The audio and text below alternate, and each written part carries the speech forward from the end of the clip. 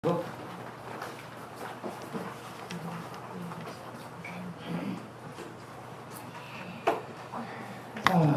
해봅시다. 아브라함이 하나님을 믿음에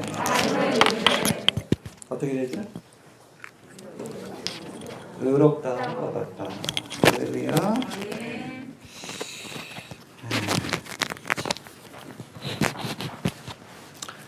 됐나요, 방송?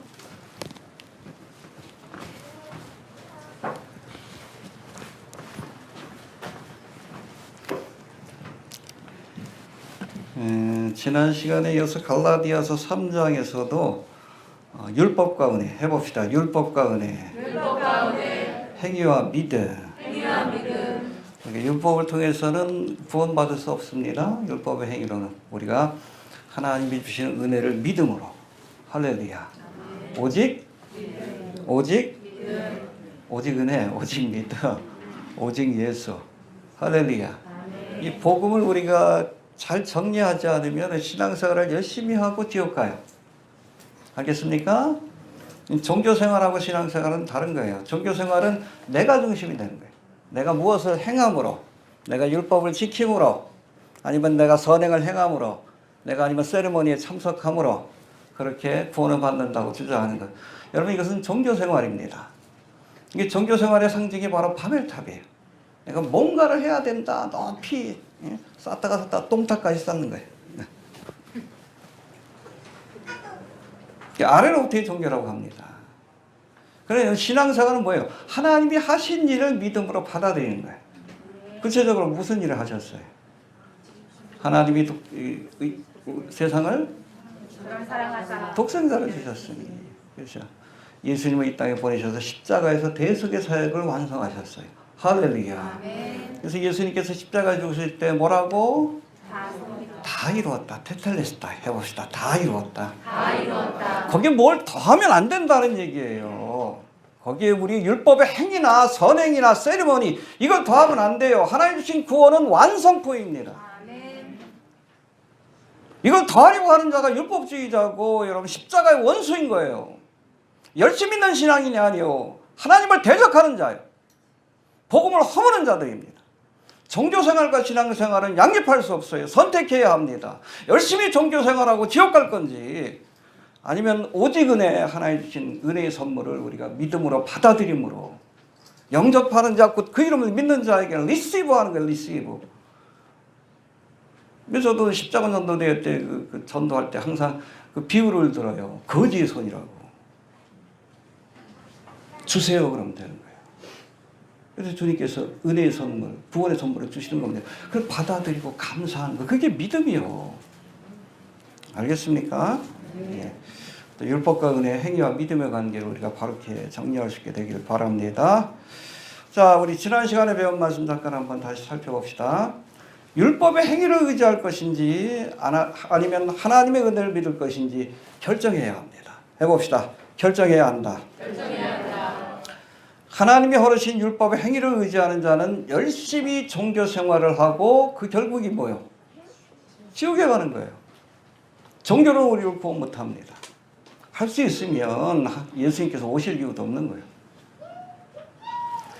내가 죽어야, 특별히 내가 무엇을 행함으로 구원받을 수 있다는 잘못된 생각이 죽어야 비로소 예수님이 우리를 구원하시기 위해서 무언가를 하실 수 있는 거예요. 내가 죽어야 합니다. 내가 그리스도와 함께. 그렇죠. 우리가 세리의식이 뭐예요? 세리의식이 내가 죽고 그리스도 안에서 다시 살아나는 거예요. 알겠습니까? 여기에는 뭐 죽어야 될 여러 가지 것들이 있지만 특별히 내 힘으로 구원받을 수 있다는 이 잘못된 생각이 죽어야 하나님의 은혜를 우리가 받아들이는 그리스도인으로 거듭날 수 있는 거예요. 죽어야 살 수 있는 겁니다. 자, 본문으로 넘어갑시다. 1절 한번 봅시다. 시작. 어리석도다 갈라디아 사람들아, 예수 그리스도께서 십자가에 못 박히신 것이 너희 눈앞에 밝게 보이거든 누가 너희를 꾀더냐. 할렐루야. 예, 여기 보니까 예수 그리스도께서 십자가에 못 박히신 것이 너희 눈앞에 밝히 보이거든. 여러분, 예수님이 십자가에 돌아가신 지 얼마 안 됐을 때예요. 그리고 갈라디아 지역에 복음을 전할 때 사도 바울이 뭘 전하겠어요? 십자가를 전하지. 그래서 고린도전서에서 복음을 뭐라고 묘사합니까? 십자가의 도라고. 할렐루야. 딴 거 없어. 예수님이 우리의 죄를 대신해서 십자가에 죽으셨습니다. 할렐루야. 누구든지 예수를 믿기만 하면 죄사함을 받고 하나님의 자녀가 됩니다. 이게 십자가도예요. 전한 지 얼마 안 됐는데 너희가 왜 율법주의자의 게임에 넘어가느냐. 이게 책망하고 있는 거예요. 오래됐다면 좀 이해가 되는데. 그렇잖아요. 예수 그리스도의 십자가에 못 박히신 것이 너희 눈앞에 밝히 보이거든. 야, 돌아가신 지도 얼마 안 됐고 십자가에 서 있은 지도 얼마 안 됐고 또 내가 너희에게 이 십자가의 도를 전하지 않았느냐. 근데 왜 게임에 넘어가느냐 해봅시다. 누가 너희를 꾀도냐. 이 단어가 참 묘해요. 이 꾀도냐 이 단어가 에바스카넨이라고 돼 있는데 영어 성경에는 누가 너희를 bewitched 주문에 걸다 홀리다라는 뜻입니다. 누가 너희를 홀렸느냐. 너희에게 십자가의 도를 전했는데 너희를 누군가가 홀려서 이 진리에서 멀어지게 만들었다. 그런 뜻을 갖고 있는 거예요. 해봅시다. 주문에 걸리다. 마녀에게 홀리다. 에바스카넨이라는 단어입니다.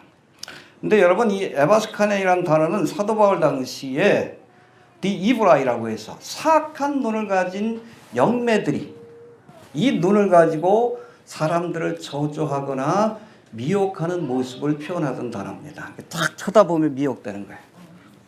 돈 내라 그래서. 저도 러시아 갈 때 보면 어디 레닌그라드에 가가지고 한 달 동안 있은 적이 있는데 갈 때마다 집시들이 쫓아다녀요. 여러분 악한 영의 시인자들입니다. 보면 이쪽에서 막 애기 보여주고 이렇게 막 꼬시면서 뒤에서 지갑 뒤져.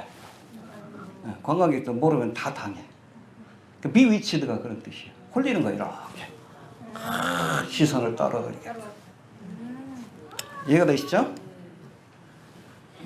사악한 눈으로 눈만 보면 이렇게 미혹되는 거예요.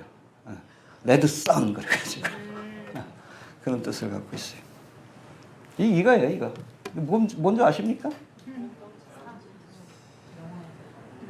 반지의 제왕이 나오죠. 사우론의 눈. 두 개의 탑사이. 이게 이브라이를 표현한 것이다라고 보시면 됩니다. 이해가 되시죠? 예. 근데 여러분, 예수님이 하신 말씀 가운데서도 이 이브라이에 대한 말씀이 나와요. 에바스켄인가 그 단어에 대한 그 의미가 나오는데 한번 봅시다. 예수님이 사람의 마음속에서 나오는 죄들에 관해서 야 너희가 먹는 것이 너희를 더럽히는 것이 아니라 너희 마음에 있는 죄가 너희를 더럽힌다. 말씀하시면서 여러 가지 죄에 대해서 언급하는데 우리 7장 22절 봅시다. 마가복음 7장 22절 65페이지에 나옵니다.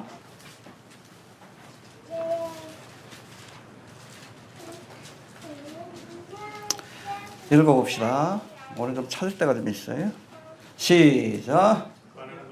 탐욕과 악독과 속임과 음탕과 흘리는 눈과 회방과 교만과 광팬이 그렇죠. 우리 마음에 있는 악들. 여기 보면 흘기는 눈이라고 되어 있죠. 이게 여러분 정확하게 헬라어로 오프달모스 폰네로스라고 해서 이브라이라고 되어 있어요. 사악한 눈. 요거예요. 네. 사우론의 눈입니다. 이 사악한 눈을 영화롭게 표현한 장면이라고 이렇게 보시면 돼요. 사실은 이 이브라이 사악한 눈이 사람들을 미혹한다는 그러한 믿음은 지금까지도 예수님 당시뿐 아니라 지금까지도 중동 지역과 그리고 북아프리카와 그리고 남유럽 지역까지 남아 있는데 이런 사악한 눈의 저주로부터 사람들을 보호하기 위해 만든 부적이 있어요. 여러분 다 보셨을 거예요.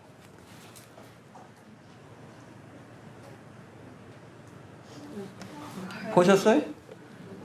이거 뭐라 그래? 미리암의 손 해봅시다. 미리암의 손. 함사의 손. 그러니까 여러분 이슬람에서 함사의 손이라 그래. 유대인들은 미리암의 손이라 그래. 그리고 천주교인들은 마리아의 손이라 그럽니다. 그러니까 악한 여러분 눈으로부터 나를 보호해 준다. 뭐 그런 뜻이요. 유치하지. 예. 저도 요번에 알았어. 이게 사악한 눈으로부터 이브라이로부터 나를 보호해 준다. 그래가지고 이걸 부적처럼 하고 다녀요. 터키에 가면 맨 요거 팔어. 그냥 눈깔들 팔아. 근데 본질적인 그 개념 자체는 이 사악한 눈으로부터 여기 홀리게 되면 재산을 빼앗기고 심지어는 목숨을 빼앗기고 그런 일들이 일어난다라고 믿고 있기 때문에 이 사악한 눈으로부터 보호받기 위해서 만든 부적이 바로 미리암의 손, 마리아의 손, 함사의 손으로 알려진 이런 겁니다. 이 중동 지역 가면 이걸 많이 볼 수 있어요. 알겠습니까? 예. 여튼 본문에서는 행위 구원을 강조하는 율법주의자들이 바로 사람들을 이처럼 미혹하여 복음의 진리에서 멀어지도록 만드는, 사람들을 꾀이는 사악한 눈이라고 이렇게 비유한 거예요. 이해가 되시죠? 넘어가지 맙시다. 이 눈으로부터 우리가 지켜내기 위해서 어떻게 해야 돼? 눈가를 팍 찔러야 돼. 뭐로? 성령의 검 하나님의 말씀으로. 우리가 진리를 알아야 대적할 수 있어요, 이단들. 알겠습니까? 예. 아무튼 세상을 미혹하는 이 사악한 눈 가운데 가장 궁극적인 건 뭡니까? 그게 바로 전시안이에요. 피라미드에 있는 전시안. 알겠습니까? 이거예요. 이게 디 이브라입니다. 누구예요? 적그리스도를 상징합니다. 앞으로 여러분 교회가 슈베 사건을 떠나가게 되면 적그리스도가 등장해서 세상을 미혹할 거예요. 그래서 세계 정부를 완성하는데 뭐로?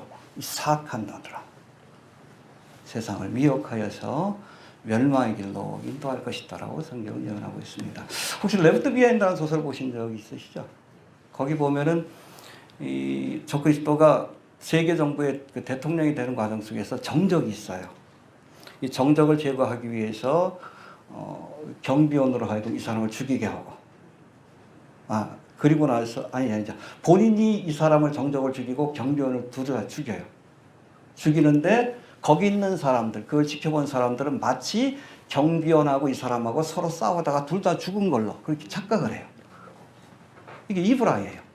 사람들 미혹해서 가스라이팅 하는 거예요. 홀리게 만드는 거예요. 그런 장면이 나옵니다.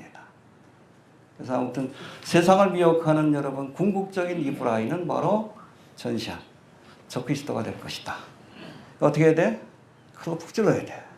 성령의 하나님의 말씀이 아니고서는 우리가 이단들, 특별히 미혹의 영들이 역사하는 거짓 복음을 우리가 물리칠 방법이 없습니다. 알겠습니까? 네.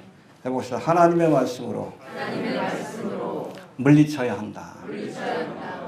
어떤 사람들은 거짓된 교훈으로 성도들을 미혹하는 자들, 그렇죠? 그런 사람들 딴 거 없어. 진리의 말씀으로 물리칠 수 있어야 합니다. 알겠습니까? 2절 넘어갑시다. 2절 시작.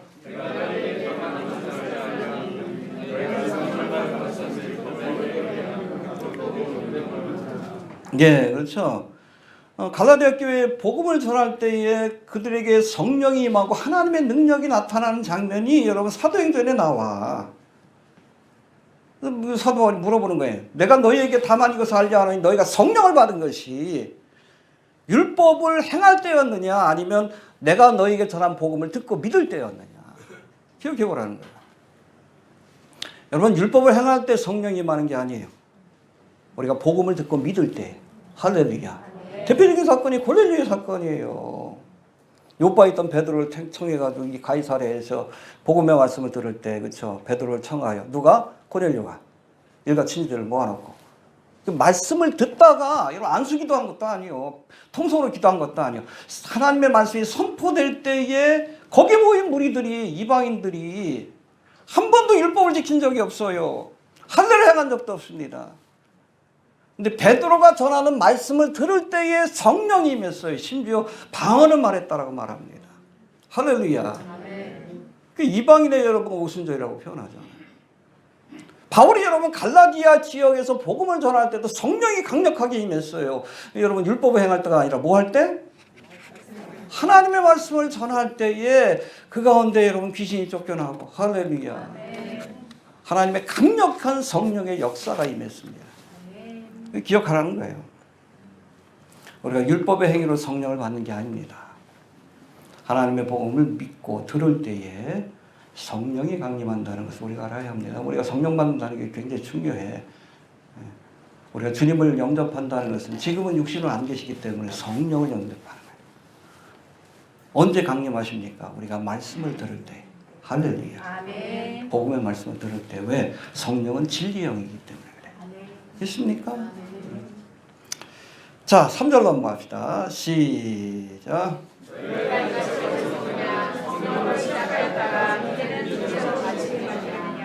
예, 이게 뭔가 하면 갈라디아 교회 성도들은 율법의 행위가 아니라 바울이 전한 복음을 믿고 성령의 은혜를 경험한 사람이에요. 할렐루야. 해봅시다. 성령의 은혜를 경험한 사람이다. 그렇죠. 성령으로 시작한 사람이에요. 이처럼 바울이 전하는 복음을 믿고 성령을 받고 신앙생활을 시작했음에도 이제 육체의 할례를 자랑하는 율법주의자들에게 미혹되어서 복음의 진리를 저버리려고 하니 이것이 성령으로 시작했다가 육체로 마치는 것이 아니냐 이렇게 책망한 겁니다. 알겠습니까? 이 3절에서 설명하는 이 육체라는 단어가 헬라어로는 살크스인데 해봅시다. 살크스. 이 살크스는 영어로는 플래시라고 되어 있는데 원래 고깃덩어리라는 뜻이에요. 고깃덩어리. 성령으로 시작했다가 고깃덩어리를 자랑하느냐 의지하느냐 그런 뜻이에요. 이 사도 바울이 다음 같은 두 가지 의미로 이 살크스라는 단어를 사용한 것으로 알려지고 있는데 먼저 이 율법주의자들은 하나님의 은혜가 아니라 자신의 육체를 자랑했어요. 무슨 육체? 할례 받은 육체를 자랑했어. 웃긴 거지. 성령으로 시작했다가 육체 할례를 자랑하는 율법주의로 돌아가려고 하느냐. 어리석도다. 그런 뜻이에요. 이해가 되시죠? 성령으로 시작해서 성령으로 마쳐야지. 두 번째로 육체라고 번역된 이 살크스는 성령의 소욕이 아닌 육체의 소욕. 이 육체의 소욕을 따라 살아가는 율법주의자들의 모습을 비유한 겁니다. 여러분, 성령으로 거듭난 하나님의 백성들은 성령의 소욕을 따라 살아가야 돼요. 성령이 인도하시는 대로. 그럴 때 무슨 열매가 맺어요? 사랑, 이랑 앞에 오늘 성충성대로. 육체를 쫓아 살아가면 육체의 열매가 맺죠.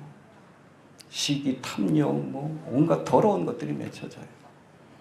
율법주의자들이 겉으로는 거룩한 척해도 그렇잖아요. 그 안에 뭐가 있어? 육체의 욕망이 있는 사람. 육신의 정욕, 안목의 정욕, 이성의 가라. 바리새인 서기관들이 있잖아. 예수님이 뭐라고 했어? 회칠한 겉으로 보기엔 견고한 것 같아. 옷도 그냥 구별된 옷을 입고 수염도 안 깎고 거룩한 척 혼자 다 해. 근데 그 안에 뭐가 있어요? 온갖 더러운 욕망이 가득 찬 걸 보셨어요. 그러니까 예수님이 회칠한 무덤이라고 책망하시잖아요. 공생을 보세요. 예수님이 세리와 창기는 받아주셨지만 바리새인 서기관을 향해서는 아주 잔혹할 만큼 저주를 내리셨어. 왜? 그 안에 있는 더러운 욕망을 아셨기 때문에 그래요. 제가 늘 얘기하죠. 거룩한 척하는 것하고 거룩한 건 다른 거예요. 겉모습에 속지 않길 바랍니다. 아, 이번에 보니까 거기 또 염한수 원장이 또 저걸 올렸는데 보니까 예장통합이면 저긴가요? 김상환 목사들이 교사인가요? 그렇죠? 그 현지 총회장이 그 본사하고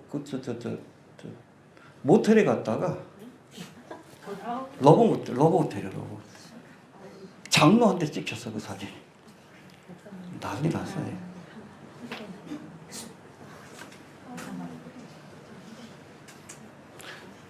예장통합은 굉장히 큰 교단인데 그렇잖아요. 거기서 총회장 될 정도로 얼마나 거룩한 척했겠어. 왜 들고 그러는지 모르겠어.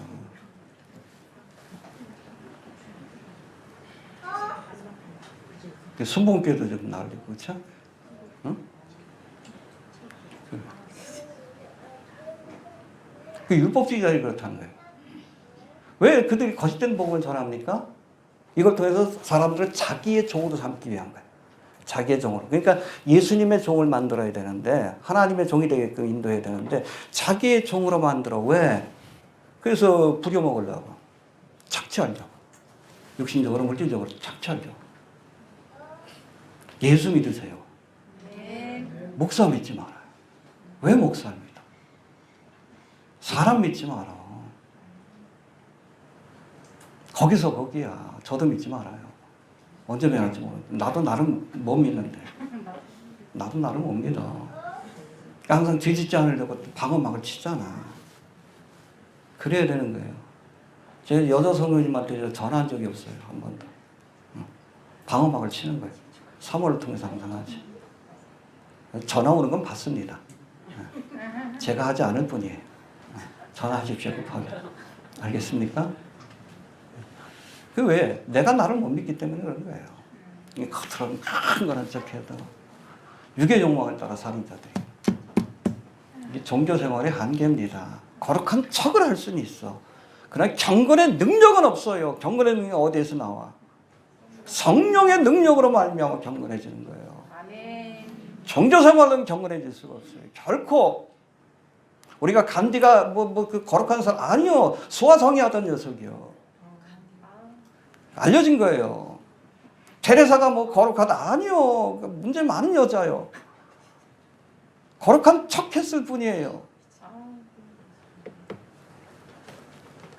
종교생활은 거룩해질 수 없어요. 아주 난잡해요. 간디 같은 경우에. 일대기를 한번 봐. 젊은 여자애들 그냥 뭐 둘씩 데리고 자고 뭐. 그래서 난잡한 녀석이에요.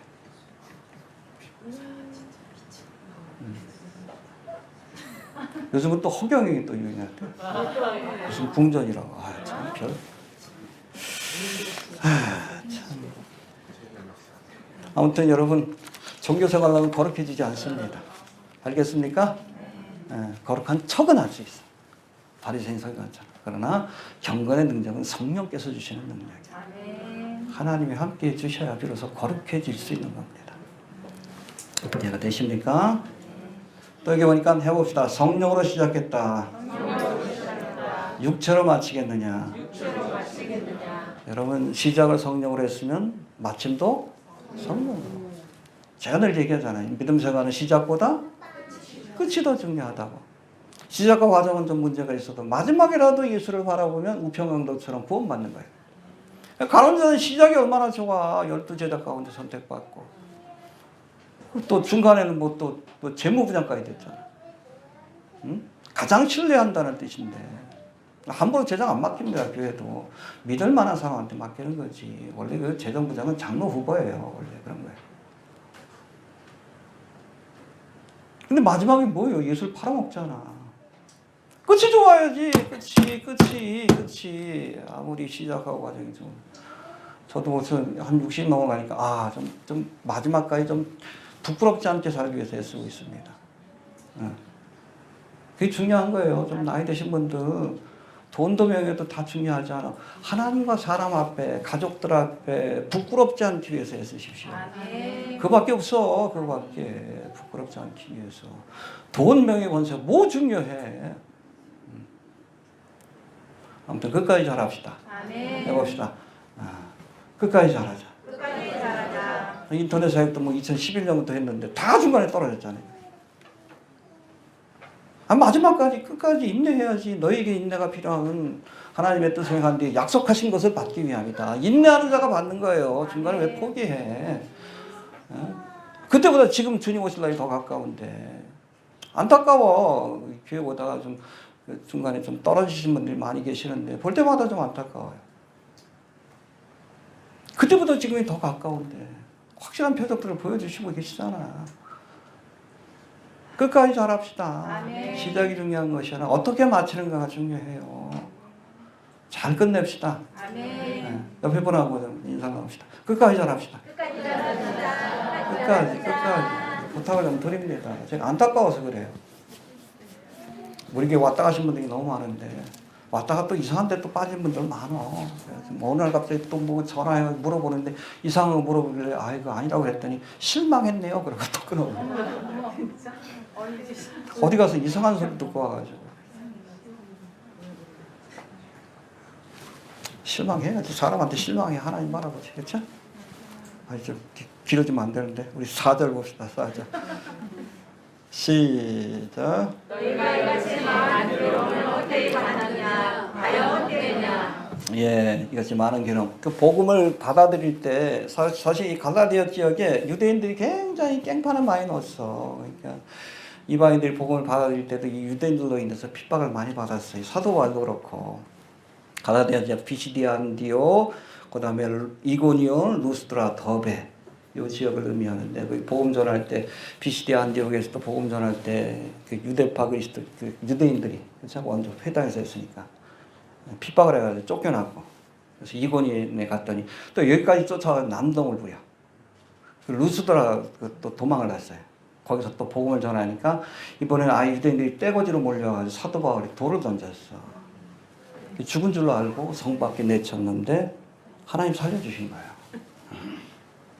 그리고 더베로 가가지고 사역을 마무리 졌는데 그때 여러분 사도 바울도 핍박을 받은 게 아니잖아. 같이 이방인들도 갈라디아 교인들도 핍박을 받았는데 야 이런 고난과 핍박 가운데서도 너희가 복음을 받아들이고 예수를 믿었는데 예? 야 이제 또 율법주의로 돌아가려고 해? 야 유대인들 지겹지도 않아? 그거야. 야 유대인들 지겹지도 않아? 한번 겪어봤잖아. 왜 또 거기로 돌아가려고 해? 헛되냐? 그 말씀하는 거예요. 개가 토하였던 것을 다시 먹듯이 미련한 짓이지. 미련한 짓이에요. 여러분 어느 지역에 복음 전파할 때 복음 전파를 방해하기 위해서 사탄 마귀가 사용하는 두 가지 전략이 있어요. 첫 번째 뭐예요? 핍박이에요. 수가 적을 때는 아주 강력하게. 초대교회도 한 300년 동안 핍박을 받았잖아요. 씨를 밟아버리려고 처음에 그럽니다.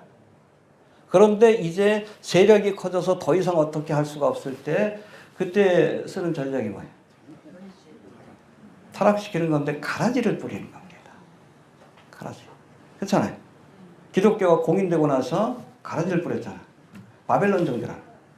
그리스, 로마, 시마. 이 사상하고 섞여버렸어. 바티칸 가봐요. 맨. 거기 뭐 그 박물관에 보면 그냥 3분의 2가 그리스 로마 시대 때 유물들이고 그거에다가 그냥 제우스 상 그거를 그 베드로로 싹 바꿔놓고 그것밖에 없어. 웃겨 보면. 변질시켜놓은 거예요. 변질시켜놓은 거예요. 가라지를 뿌리는 거예요. 예수님도 그랬잖아. 어? 밭에다가 좋은 씨를 뿌렸는데 가라지가 자라니까 예수님 뭐라고 해요? 원수가 와서 뿌려놓았다. 갈라디아 교회도 마찬가지예요. 첫 번째 복음 전파를 할 때 핍박을 가했어. 유대인들을 통해서. 근데 그게 안 되니까 이번에 뭐예요? 율법주의라는 가라지를 뿌리는 거예요. 이거 물리칠 수 있어야 합니다. 잘 분별해서 물리쳐야 돼. 알겠습니까? 여러분 우리가 대부흥기라고 해서 교회사에서 보면 19세기를 대부흥시기라고 얘기를 합니다.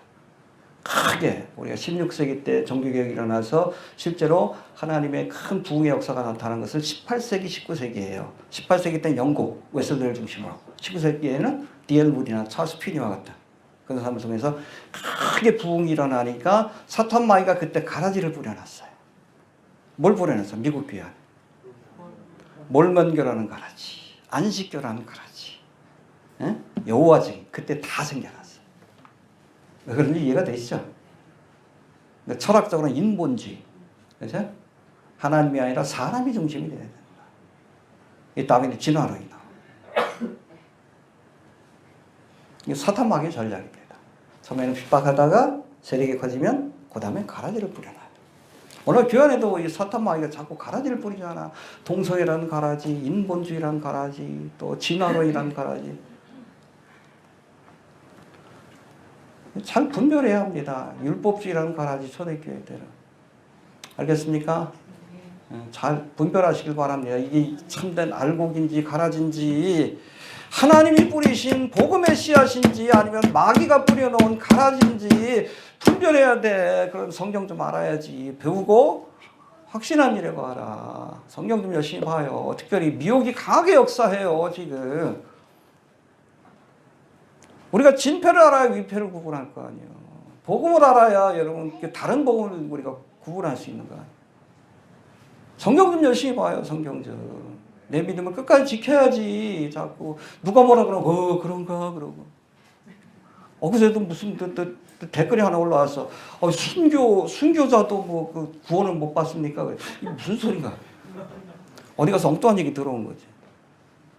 순교가 뭐요? 신앙을 위해서 목숨을 거는 건데. 순교자가 구원 못 받으면 누가 구원받아? 어디 가서 엉뚱한 소리 듣고 온 거예요. 자꾸. 근데 말씀이 없으니까 자꾸 흔들리는 거예요. 자꾸 우리 블로그 찾아온 사람들도 자꾸 음모론에만 관심이 있으면 결국에 흔들려. 다 이상한 데 가버려.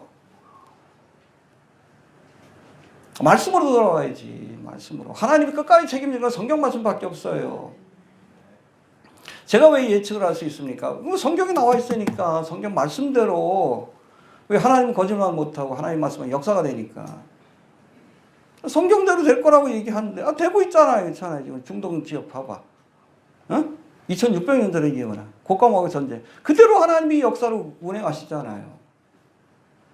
제가 아침에 또 로마사를 이렇게 쭉 봤어. 그랬더니 예수님 탄생하기 그 시기에 딱 맞춰가지고 로마가 가장 부흥하던 그 시기를 맞춰놨어. 하나님이 역사를 운행하시는 거야. 그 시기에 맞추기 위해서. 바울이 복음을 전했습니다. 성경 열심히 봅시다. 그래, 이 알곡인지 가라진지 좀 구분할 수 있게 되길 바랍니다. 딴 거 없어. 미혹하는 건 뭘 해야 돼? 성령의 검으로 찔러야 돼. 그거밖에 없어요. 진리의 말씀으로 무장할 수 있게 되길 바랍니다. 부탁드립니다. 부탁드립니다. 자, 5절 봅시다. 5절. 시작. 너희에게 성령을 주시고 너희 가운데서 능력을 하시는 일이 율법에 비해서냐 복음에 비해서냐. 예, 그렇죠. 너희가 성령을 받고 하나님의 능력을 경험한 것이 율법을 행할 때냐, 아니면 복음을 듣고 믿을 때냐. 할렐루야. 오순절 때도 그랬잖아요. 그때 오순절이니까 그렇잖아요. 디아스포라 유대인들이 하나님을 예배하기 위해서 모였는데 각 나라에서 왔지. 근데 그때 성령이 강림하고 성도들이 120문도가 방언으로 말하기 시작하니까 보니까는 자기가 뭐 로마에서 왔는데 로마 말로 저 사람들이 막 하나님을 찬양해. 그리스에서 왔는데 그리스 말로 하나님을 찬양해. 놀랬지. 베드로가 딱 일어났는데 왜 놀래? 성경에 예언된 거야. 요엘서에 복음을 쫙 전합니다. 성경에 예언된 예수님께서 십자가에 못 박히시고 우리를 위해서 대속의 십자가를 지셨습니다. 할렐루야. 그러고 나서 마지막으로 뭐라 합니까? 너희가 회개하여 각각 예수 그리스도의 이름으로 세례를 받고 죄 사함을 얻어라. 설교의 마지막이에요. 복음 전하고 나서 그리하면 성령을 선물로 주시리라. 할렐루야. 정말 그들이 회개하고 예수님을 영접할 때 성령 충만함을 그들도 경험했다라고 성경은 말합니다. 여러분, 이건 율법을 행할 때가 아니에요. 하나님의 복음을 듣고 회개하여 예수를 믿을 때 성령을 선물로 주시는 겁니다. 여러분, 어디 가서 아무 영이나 받으면 안 돼요. 기도원 가가지고 악한 영에 쓰이는 사람도 있어요. 제가 전도사 때인가 그게 뭐 철야 때 그 권사님 오셨는데 간증하시더라고. 또 방언이 받고 싶어가지고 기도원에 가서 방언 달라 그랬는데 방언을 받았대. 근데 그 다음부터 쌍욕이 나오더래. 마귀가 주는 방언을 받은 거예요. 너무 사모하니까 사탄 마귀를 이용한 거예요. 여러분, 성령은 진리의 영이에요. 하나님의 말씀과 함께 역사합니다. 이해가 됩니까? 네. 진리의 영이기 때문에, 그리스도의 영이고 진리의 영이기 때문에 우리가 복음의 말씀을 깊이 있게 깨달을 때 성령의 감동하심을 경험하고 때로는 은사를 경험하고 성령 충만을 경험할 수 있어요. 할렐루야. 가족 빽빽 소리 지르지 않아도 돼. 말씀을 깊이 있게 묵상하십시오. 그때 성령께서 감동하시는 것을 경험할 수 있어요. 알겠습니까? 그렇잖아요. 오순절에도 그때 성령이 강림한 거예요. 다른 게 아니라. 베드로의 설교를 들을 때. 그렇죠? 고넬료도 마찬가지지. 하나님의 말씀을 들을 때. 너희가 성령을 받지 않았느냐. 근데 왜 또 율법을 지키려고 해? 네? 그 얘기입니다. 자, 이제 해봅시다. 아브라함이 하나님을 믿음에. 예, 6절부터 9절까지인데 한번 봅시다. 6절. 시작.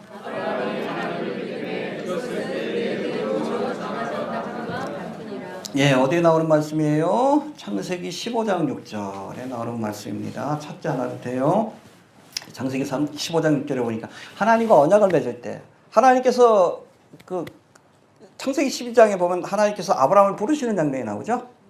본토와 친척과 아비집을 떠나 내가 내게 지시할 땅으로 가라. 그리고 나서 실질적인 언약은 어디에서 맺습니까? 어디에서? 15장에서 맺습니다. 알겠습니까? 그 언약을 맺을 때 이 아브라함에게 뭐라고 합니까? 아브라함이 여호와를 믿으니 해봅시다. 아브라함이 여호와를 믿으니 여호와께서 이를 그의 의로 여기시고 네, 이신칭의 우리가 믿음으로 의롭다움을 받는다는 것을 누구에게 제일 먼저 알려줬어요? 아브라함에게. 이게 여러분 모세가 율법을 받기 460년 전이요. 알겠습니까? 460년 전에 이미 믿음으로 말미암아 의롭다움을 얻는다는 것을 아브라함을 통해서 알려주신 거예요. 이해가 됩니까? 예. 그리고 나서 믿음으로 말미암아 의롭다움을 얻는다. 이 말씀이 하박국서에도 나와요. 찾아보고 갈까요? 하박국 2장 4절. 좀 어렵겠다, 여러분들. 페이지를 제가 정리가 안 해놔가지고. 해봅시다. 의인은 그 믿음으로 말미암아 살리라. 이 하박국 2장 4절이에요. 요거를 우리가 로마서 갈라디아서에서 인용한 건데 의인은 오직 그 믿음으로 말미암아 살리라. 할렐루야. 그러니까 모세 율법이 있기 전에도 의인은 믿음으로 말미암아 산다는 것을 알려주셨고 율법을 주신 이후에도 율법을 통해서 의롭게 된다 그러면 그 말씀을 주실 이유가 없잖아. 하박국 선지자를 통해서 한 1000년 뒤인데 의인은 믿음으로 말미암아 살리라. 할렐루야. 율법 이전에도 하나님 정하신 것이고 율법 이후에도. 율법을 왜 주셨어? 그 뒤에 나옵니다. 다음 시간에 합시다. 자, 이제는 잠시 성경에서 하나님이 맺으신 언약들에 대해서 한번 살펴볼 터인데 성경에 보면 하나님께서 언약을 맺으시는 장면이 나오죠. 아담에게도 언약을 맺으시고 노아에게도 언약을 맺으시고. 근데 믿음의 시작인 이 언약은 아브라함의 언약으로부터 시작이 됩니다. 이스라엘이 주신 언약이기도 한데 아브라함이 주신 언약이 있고 그 다음에 또 두 번째가 뭐예요? 시내산 언약. 그 다음에 세 번째 다윗에게 언약을 맺으시죠. 네 후손을 통해서 메시아 왕국을 건설하겠다. 할렐루야. 그리고 마지막으로 또 언약을 맺으시는 분이 계신데 누가? 예수님. 내가 피로써 새 언약을 맺는다. 할렐루야. 성만찬 때 잠깐 한번 살펴봅시다. 자, 여기 보면은 아브라함에게 주신 언약과 다윗에게 주신 언약 그리고 예수님 주신 새 언약은 일방적인 언약이에요. 그냥 하나님께서 일방적으로 선포하신 겁니다. 아브라함은 상관없어. 다윗하고 상관없어. 우리하고는 상관없어요. 우리가 뭘 해야지 해주신 아니요. 일방적인 언약입니다. 할렐루야. 근데 모세에게 주신 언약은 조건적인 언약이에요. 무슨 조건을 단 건지 우리가 한번 살펴봐야 합니다. 자, 먼저 아브라함에게 주신 언약이 있는데 창세기 12장에서 하나님이 갈대아 우르에 살던 아브라함을 불러 가나안 땅으로 인도하신 뒤에 시간이 지났어요. 창세기 15장에서 저와 언약을 맺으시는데 이때 하나님은 저에게 후사를 주시겠다. 그러니까 그 전에 하나님 이게 아무리 축복을 주셔도 이어갈 후사가 없습니다. 이 엘리에셀을 대신하겠습니다. 그랬더니 아니야. 내가 후사를 줄 거야. 하늘에 땅에 그렇게 많게 할 거다. 그 다음에 자 봐봐.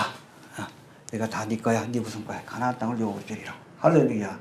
그런 약속과 함께 우리가 읽었던 창세기 15장 6절 아브라함이 여호와를 믿으니 여호와께서 이를 그의 의로 여기셨다.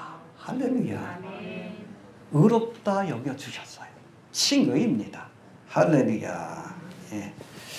근데 이 언약의 절차가 15장에 나오는데 이 언약은 특별히 고대 중동 지역에서 맺었던 개혁의 절차를 따라 진행되었는데 여러분 고대 중동 지역에서는 중요한 언약을 맺을 때 짐승들을 쪼개어 펼쳐놓은 뒤에 언약의 당사자들이 그 사이를 지나므로 내가 이 언약을 어기면 이 짐승들처럼 죽겠다. 그런 의지를 표현하는 거예요. 그야말로 그 죽음을 목숨을 내건 계약입니다.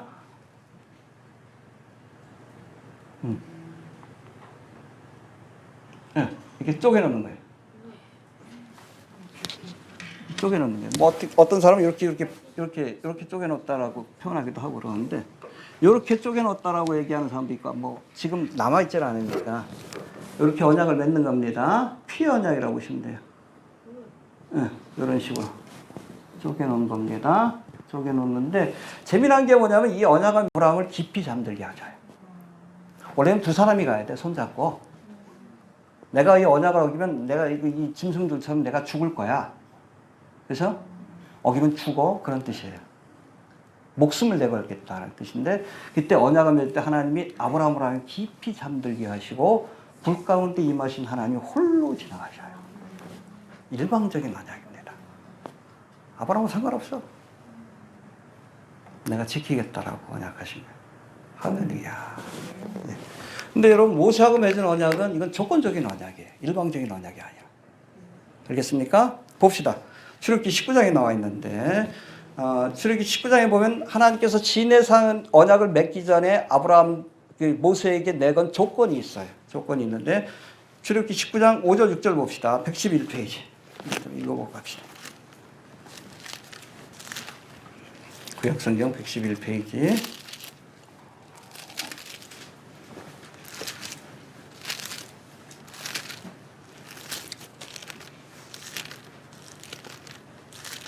읽어봅시다. 5절 시작.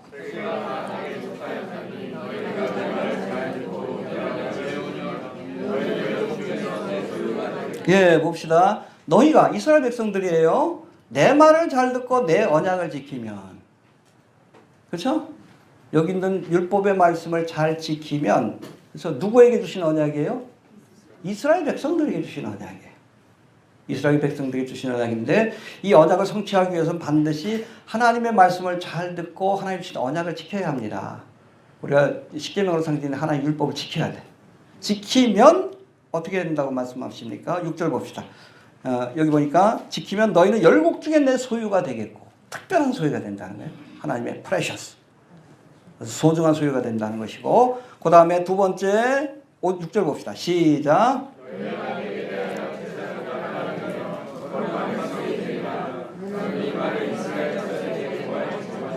예, 내 언약을 지키면 열국 중에 소유가 되겠고 제사장 나라가 되면 거룩한 백성이 되리라. 지켰어, 안 지켰어? 못 지킨 거예요. 그러니까 하나님의 심판을 받고. 언약의 첫 번째가 뭐예요? 십계명의 첫 번째가 나 외에 다른 신을 섬기지 말아라. 그렇죠? 우상을 섬기지 말아라. 그냥 하나님 따라가고 우상 숭배기로 가니까 결국엔 바벨론에서 나라가 망하고, 두 번째는 메시아까지 죽이니까 로마에서 멸망받고 디아스포라에 사는 거죠. 한 번도 이 언약을 지킨 적이 없어요. 1계명 2계명도 안 지켰는데. 지키면 언제 이루어집니까? 천년왕국 때 비로소 하나님의 언약을 지키는 제사장 나라로서 만방을 하나님께 이끄는 사명을 감당하게 될 겁니다. 이거는 아직도 진행 중이라고 보시면 됩니다. 근데 이건 조건적인 언약이에요. 이스라엘 백성들이 제사장 나라가 될 만한 믿음을 보여주지 못했기 때문에 하나님 앞에 버림을 받고, 그 대신 돌감나무 가지인 교회가 접붙임을 받고 은혜의 시대 때 그 사명을 대신하고 있다. 할렐루야. 그러나 출애굽기 19장과 20장에 주신 예언의 말씀, 언약의 말씀이 폐기된 게 아니에요. 언젠가 이루어질 겁니다. 언제? 주님이 재림하실 때. 이스라엘 백성이 제사장 나라가 되어서. 할렐루야. 알겠습니까? 예, 이렇게 보시면 됩니다. 그리고 사무엘하 7장에는 하나님이 다윗과 언약을 맺으신 장면이 나오는데, 이것도 아브라함과 맺은 언약과 마찬가지로 해봅시다. 일방적인 언약이다.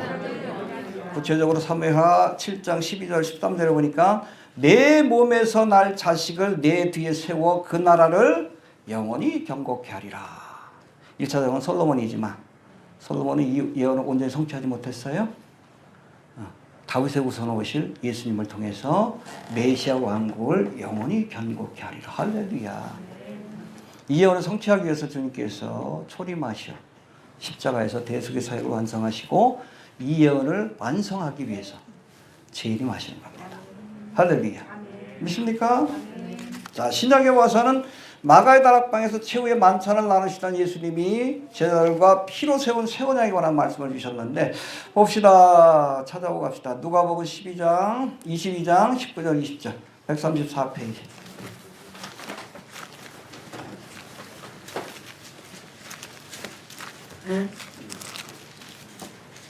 22장 19절 20절 134페이지. 우리 성찬식 때마다 낭송하는 말씀이에요. 시작. 이것을 너희를 위하여 주는 내 몸이라. 너희가 이를 하여 나를 기념하시고 저녁 먹은 후에 나는 내 피로 세운 새 언약이 곧 너희를 위하여 주는 것이다. 제자들과 함께 새 언약을 세웠어요. 뭐로? 피로. 예수 그리스도의 피로. 그렇죠? 옛 언약은 뭐로? 짐승의 피로. 모세와 맺은 언약이에요. 근데 그 언약이 온전하다면 새 언약을 맺을 필요가 없지. 그 언약이 불완전하니까 예수님께서 자신의 피로 새 언약을 맺은 겁니다. 십자가의 사건을 통해서. 할렐루야. 누구든지 예수 그리스도를 믿기만 하면 돈 만나. 그 약속을 주신 거예요. 할렐루야. 이게 가스펠 여러분 복음이에요. 굿뉴스. 알겠습니까? 여러분 예레미야 31장에 보면 여기에 장차 하나님께서 이스라엘 백성과 새 언약을 맺겠다라는 말씀이 나와요. 한번 좀 찾아보고 갑시다. 1102페이지인데 예레미야 31장 31절 찾아보고 갑시다. 거의 다 왔어요. 1102페이지입니다.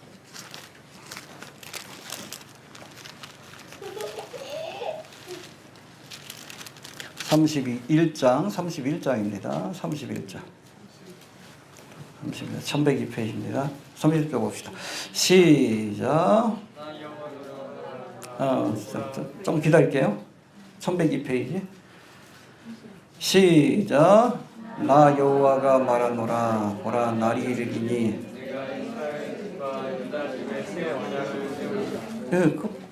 그 날이 언제예요? 예수님 오실 때 새 언약을 세울 것이다. 새 언약. 그래서 32절을 봅시다. 시작.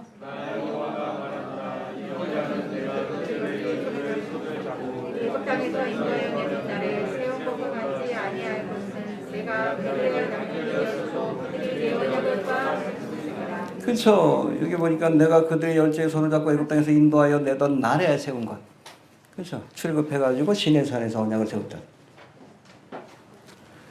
이게 뭐예요? 그들이 내 언약을 파였다. 그때 언약을 맺었지만 이들이 그 언약을 성취하는데 지키는데 실패했어요. 그러니까 예수님을 통해서 새 언약을 세우겠다. 할렐루야. 일방적인 언약입니다. 됐습니까? 예. 자, 우리 7절 넘어갑시다. 7절. 3장 7절 갈라디아서 시작.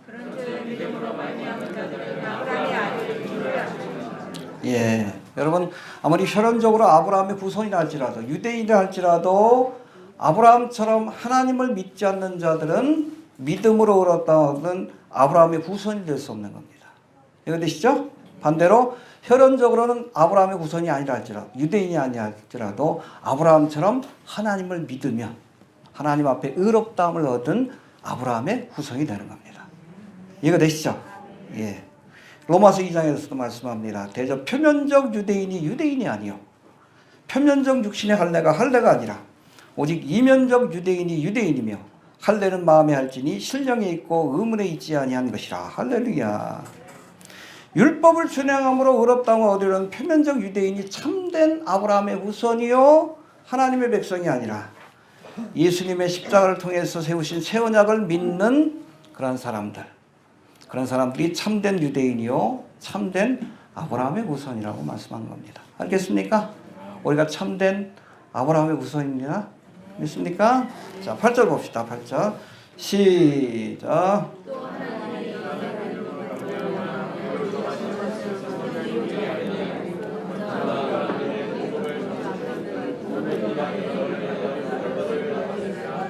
예, 이방인이 너를 인하여 복을 얻으리라. 할렐루야. 창세기 12장 3절에 주신 약속인데 이 약속 이방인이 아브라함으로 인해서, 특별히 아브라함의 후손으로 인해서 복을 얻으랴. 누구를 통해서 성취가 됩니까? 아브라함의 후손으로 오신 예수님을 통해서. 할렐루야. 할렐루야.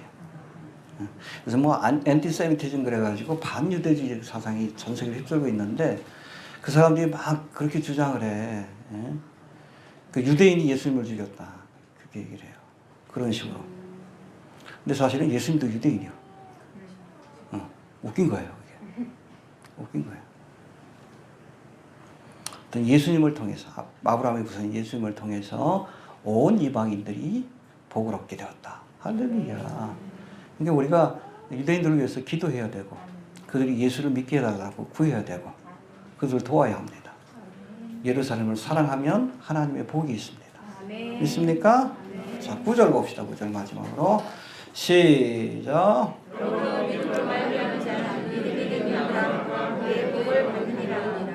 예, 아브라함이 하나님을 믿음으로 받은 두 가지 복이 있어요. 뭐 여러 가지가 있지만 우리가 요약하면 가장 중요한 건 두 가지인데, 첫 번째, 아브라함이 하나님을 믿으니 의롭다함을 얻는 복을 얻었습니다. 할렐루야. 믿습니까? 창세기 15장 6절.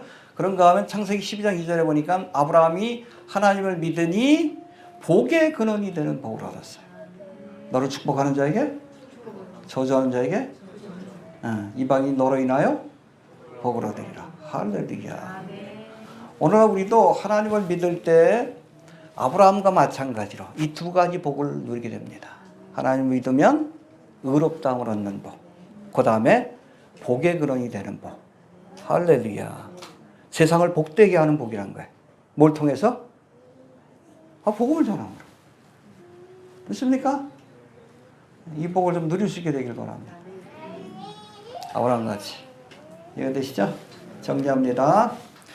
예수 그리스도를 통해 주시는 하나님의 은혜를 믿음으로 성령을 받은 너희가 어찌하여 육체를 자랑하고 의지하는 율법주의자의 길을 가려 하느냐라고 책망하십니다.